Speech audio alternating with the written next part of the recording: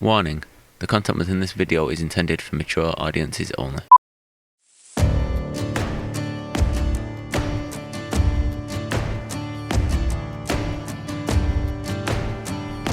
Yeah, I don't know if that car is still sitting there, but there was a car sitting there with a guy that was jogging. He was at the car when we turned. Yeah, that's where we're at right now, at that kind of turnaround spot.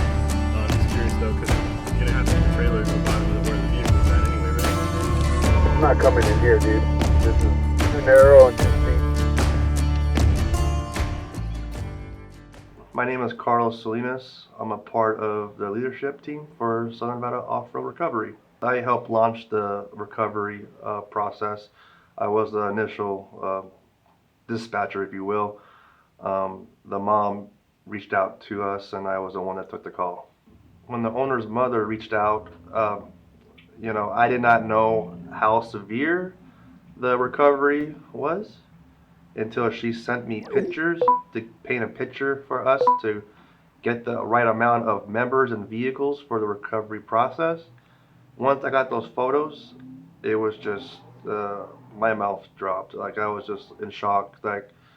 And I immediately asked the mom, "Is your son okay?" I was kind of like, I didn't really care about the recovery at that point. I cared about, like, how is her son doing? How is she doing? So I was actually at work. I knew Isaac had a job that he had to be to, and I was looking, just checking his location, and I noticed he was up on Bootleg, and I thought, oh, what is the kid doing up there? He's got to be at work. I'm calling. I called. I text. No answer. I called his girlfriend. Hey, was Isaac with you? And she said, no, I'm on my way home. I think that's what she said. Continued to check my phone. No movement. I'm like, oh, he's up there with his friends, goofing off. They got stuck. Then I noticed I had missed a call on my phone several times, and it was the same number. And I thought, okay, maybe this is Isaac calling from a buddy's phone. So I called the number back, and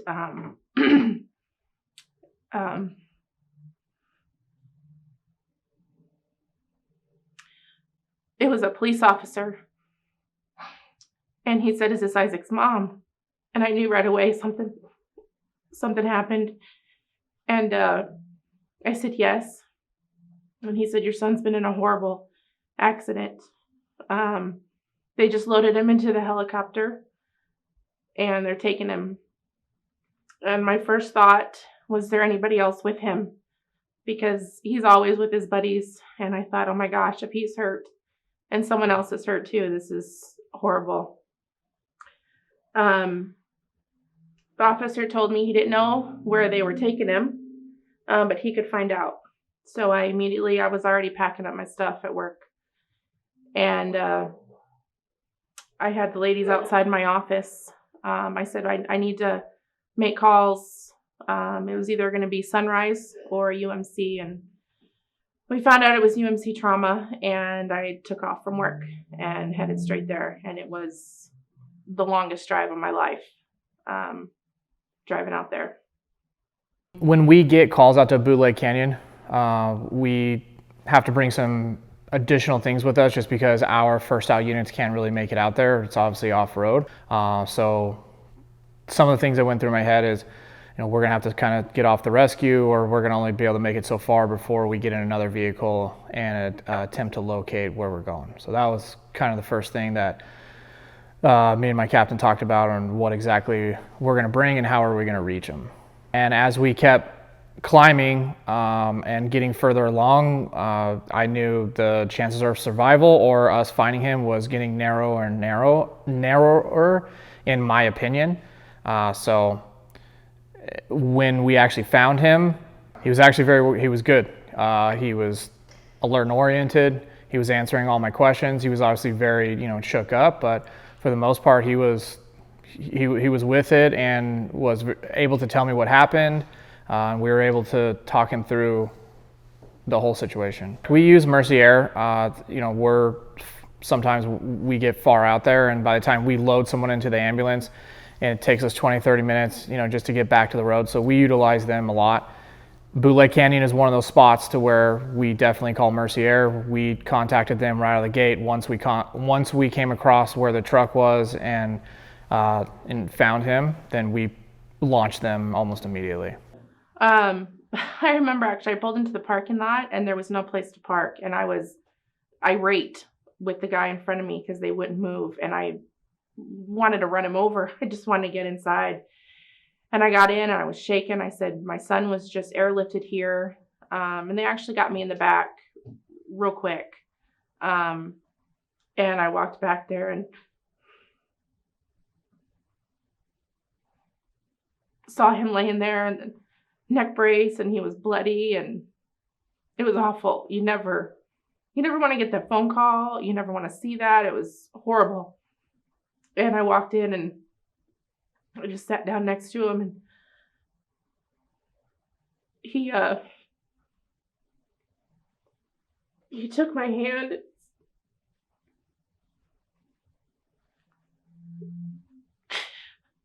He said, "Mom, I'm okay. I'm okay. I'm okay." It was horrible. But he was, he was like, he wasn't okay, but oh my gosh, he was okay. And it took me a minute, and he's wrapped up. He's got stuff around his head and hooked up to everything, and I, got my breath or whatever, and he's like, "Mom, I think I shit my pants." And as soon as he said that, it's funny, like, I knew he's okay. Like, my Isaac is there. He's okay. When I started rolling, I almost stopped the truck. I was almost stopped, but like it, obviously didn't. So I wasn't wearing my seatbelt, so I jumped to the passenger side and grabbed the handle on the roof, put my other arm around the back seat, and put my leg against the steering column and the door and just held on. And I rolled 12 times, 300 feet, and landed on my wheels. And then I yelled for help one time, and somebody was there. I never got out by myself. I was laying down across the seat on my back, and I was kind of checking myself out. I remember my feet hurt. That was like the only thing that really hurt. And then I could feel blood coming from my head, so I scrunched up the hoodie part of my jacket and put it on my head. Then I seen the cut on my side. It wasn't bleeding, but it was still there. And then I just laid there and waited for Boulder Fire and police to show up. They said I was in and out. They gave me a dose of fentanyl, and that made me like really tired. Want to go to sleep, but I was too scared. I didn't want to go to sleep. So when I had talked to the police officer after he had come home, I think it was actually Friday, the next day, I had asked him, like, what do we need to do about the vehicle? Because we couldn't go get it. There's no way. And he said, honestly, he's like, I don't even know how you guys are going to get it. If you leave it there, it's probably going to be okay. And I'm thinking, well, we can't just leave it there. And Isaac wanted his truck home. I had already been following SNORR. I never used them, but, we like off-road stuff. And I had followed them. I thought, well, if there's anybody who can do it, it would be these guys. Because it wasn't a remote location, trying to get back to the vehicle, that was a challenge in itself. There were washes that were in the area that we were able to traverse. Once we got there, we kind of flattened out a little bit of the land so it could help us remove the vehicle. Challenges as far as recovering the vehicle, rigging was a very big portion of it, because the frame channels on those Chevrolet trucks, they're a C, so you get these sharp edges here and down here, and it's very hard to run a rope through there and to avoid abrasion from the frame. So the plans originally, once we had it all rolled over, we wanted to get somebody into the driver's seat to actually feel if we could be able to drive it or at least steer it. And once we figured out we had no steering, I climbed under and found out that the pitman arm had come out of the drag link, and we used a lug nut actually to resecure the pitman arm into the drag link. And from there, we realized that we could actually have somebody in the driver's seat, and we had Daniel go into the driver's seat and steer while we pulled it out. One of the biggest precautions was Daniel's safety in the vehicle, because I don't believe the seatbelts worked. And since the roof was caved in, that was a pretty big precaution. I don't know if we had any precautions with fire, but one of the very big precautions that we had too was brakes.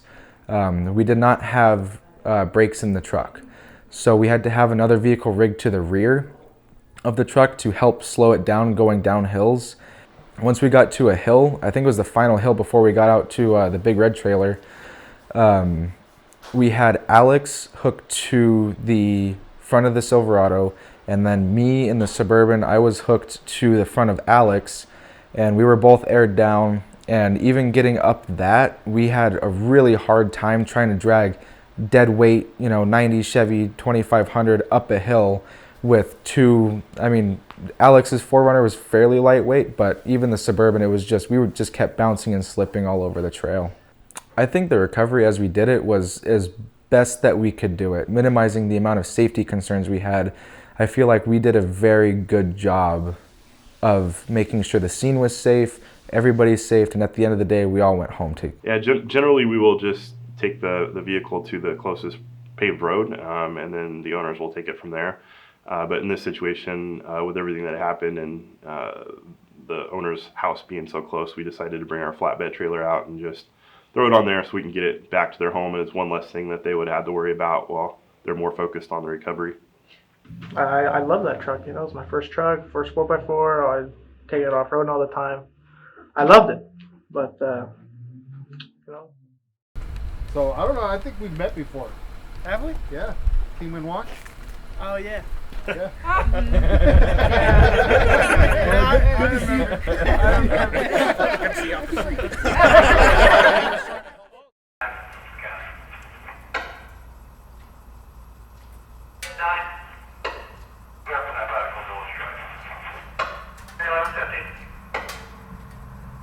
The mom actually made contact with our station, and it's nice hearing back from patients. A lot of times we see patients for 15, 20 minutes in some of the most intense, severe times of their life, and then we never see them again. And so it's always kind of nice when they reach out to us, and then we get conclusive, answers of what actually happened, if we did the right thing, if we thought the right thing. And it was nice reaching out to her. She kind of let me know what her son's injuries were, and we had some pictures from the rescue that day just so she could see how far down her son had rolled and what his vehicle looked like when we had gotten there. And so I shared those pictures with her, and she showed me some pictures of his injuries, and he said it's nice being able to get answers for what we think's going on, and then finding out what really was going on. If you ever see like rally drivers, when they start rolling, they always like reach for the steering wheel and just try to like grab like this, because as soon as they start going, your body. You gonna show them what's left of your truck? Just a couple weeks ago. Oh, yeah. Yeah. Did you see that? Yeah, I found the. So if you go hiking in that area, you can find some? Oh yeah. Medication to help your nausea. Yeah. Yeah, I had to look it up. Hold that box. Exactly. You better keep that for old keepsake. Yeah. I didn't make it to the sharps container like it should have, but there was a lot going on. We were lucky enough that our engineer's kid obviously knows you, and we found out the first through him that you were okay, and we were like, no way. Tell them how long did it take you to go outside and work on your truck? Like 2 weeks. No. Okay. He had cabin fever. Let's back that up a little bit. He could barely walk, and I came home from work, and he's outside with his truck, because they towed the truck back to the house, because he wanted to salvage what he could off of it. Yeah. We always love seeing our patients come full circle, find out what happened to them, see if they're doing better, because when we see them, they're usually not in the best situation. So I don't know, anytime I'm out in the desert, or anybody I know goes out in the desert, I think it's important to have ways for communication. You need to have that plan that, hey, I'm going out in this area, I should be back by now, so that way if you're not out at a certain time, people could come looking for you. The only reason that kid was found, I believe a mountain biker was actually mountain biking up there and saw his vehicle down there. He couldn't get his phone because he was trapped, and he couldn't make any calls. So if nobody had found him, who knows what could have turned out at that point. I know a lot more phones are having the satellite communication ability, and they also have, you know, little things that you can take with you, the GPS, to send SOS or alerts if you get in trouble. But I think it's very important to be prepared with that stuff. And then just like a simple trauma kit to where you could, you know, throw a tourniquet on and bandage wounds. Some people like having these wazoo kits with, you know, Band-Aids and cleaning stuff, but in reality, when it comes to injuries like that, you just need to be able to splint injuries and stop bleeding and get help. And at the end of the day, that's really all you need to be able to do. We're always here to help anybody that finds themselves in a situation that they can no longer move their vehicle. If they can get a hold of us via 911, our app, our website, Facebooks. We're on pretty much most of the socials. So if they can get a hold of us, we can get out there to them with their location, any kind of medical needs or waters, food situation, we can get to them. I never thought that we would go to a recovery where a vehicle has fallen off a cliff such as he did. That I have never envisioned. Normally I would say tow trucks would go back there and pick the vehicle out. But in this situation, a tow truck could not have gone back there because of the terrain, the steepness of the trails that are back there, plus just the terrain itself. There was soft areas, there's rocky areas. They would have sunk immediately. And if we get more volunteers to the community, that would be awesome. If you don't have hours to volunteer, then we also are looking for donations, always further our assistance with helping our volunteers continue their journey in the volunteering services.